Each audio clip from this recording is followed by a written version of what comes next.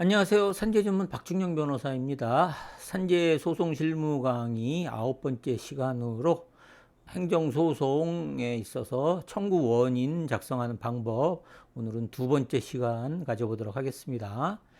지난 시간에는 청구 원인 작성과 관련해 갖고 과로 사건의 경우 청구 원인 작성 방법 알아봤는데요. 이번에는 근로자가 아니라는 이유로 불승인 처분된 경우에 청구 원인 작성 방법 알아보도록 하겠습니다.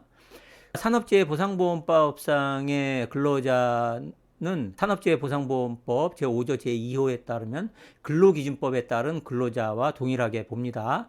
그래서 근로기준법 제2조 제1항 제1호를 살펴보면은 근로자란 직업의 종류와 관계없이 임금을 목적으로 사업이나 사업장에 근로를 제공하는 자를 말한다라고 규정되어 있습니다.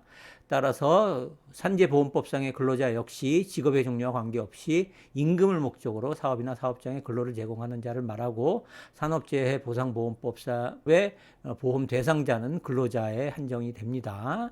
그래서 이러한 산재보호법상 근로자인지 여부 관련해서 구체적 판단을 한 판례가 있는데요. 한번 살펴보겠습니다. 산재보험법상 근로자인지 여부에 대한 판단 기준 관련해 갖고 대법원 2017년 9월 7일 선고, 2017도 46899 판결에서 이렇게 판결을 했습니다. 산업재해보상보험법에서 근로자란 근로기준법에 따른 근로자를 의미한다. 근로기준법상의 근로자에 해당하는지는 계약의 형식이 고용계약, 도급계약 또는 위임계약인지 여부보다 근로제공관계의 실질이 근로제공자가 사업 또는 사업장에 임금을 목적으로 종속적인 관계에서 사용자에게 근로를 제공하였는지 여부에 따라 판단해야 한다라고 하면서, 이하에서는 어떤 경우에 종속성이 인정될 것인지에 대한 구체적 판단 기준을 제시를 하고 있습니다.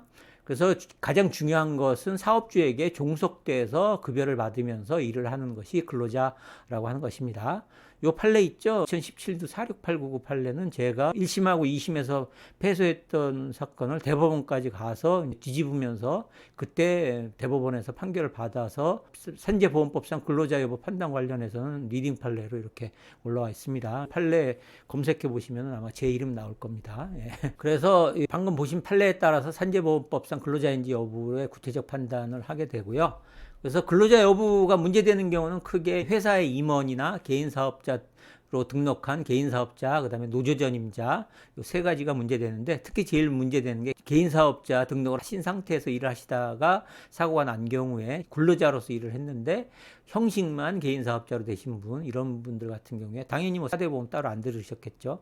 이런 경우에 근로자 여부가 문제돼서 불승인 처분을 받고 행정소송까지 가는 경우들이 있습니다. 자, 지금까지 산재 행정소송에 있어서 청구 원인 작성, 그중에서 근로자성이 부인됐을 때 청구 원인을 작성하는 방법에 대해서 살펴봤습니다. 감사합니다.